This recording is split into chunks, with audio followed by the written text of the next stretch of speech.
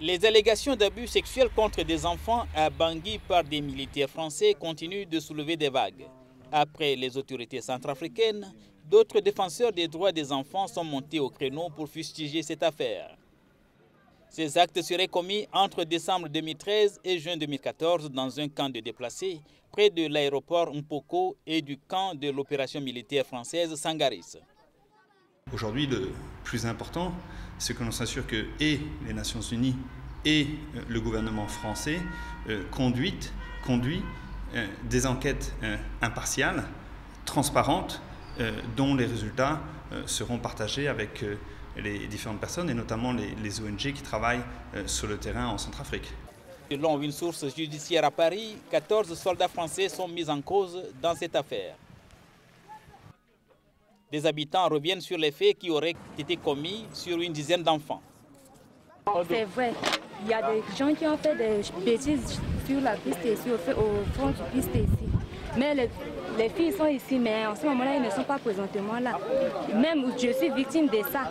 Il y a quelques jours, ça peut faire quelques semaines ici, les gens qui gardent la piste là, les Français là, ils m'ont demandé de vivre de mes fiancés quoi.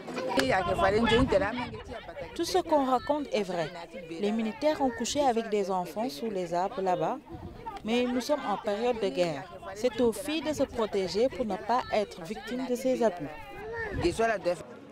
En 2002, le HCR et Save the Children ont obtenu des preuves d'une vaste exploitation sexuelle des enfants de réfugiés au Libéria, en Guinée et en Sierra Leone, en grande partie par des employés d'organisations internationales.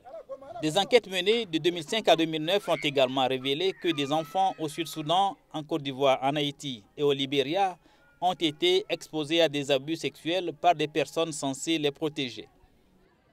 On espère que ce n'est pas le cas, c'est d'ailleurs pour ça qu'on appelle aujourd'hui à avoir un processus impartial mais surtout transparent qui va permettre à chacun de savoir exactement quel est le processus qui va être enclenché, à quelle date on va avoir des informations claires et à quelle date seront prises des décisions. Et si des sanctions doivent être prises parce que les faits sont confirmés, s'assurer que ces sanctions soient prises et soient adéquates. Nous, ce qui nous semble le plus important aujourd'hui, c'est de s'assurer que ces faits ne se répètent plus, s'assurer que les enfants, si cela se confirme à nouveau, qui ont été violés ou qui ont été subis des actes sexuels inacceptables, graves, innommables, soient restaurés dans leurs droits.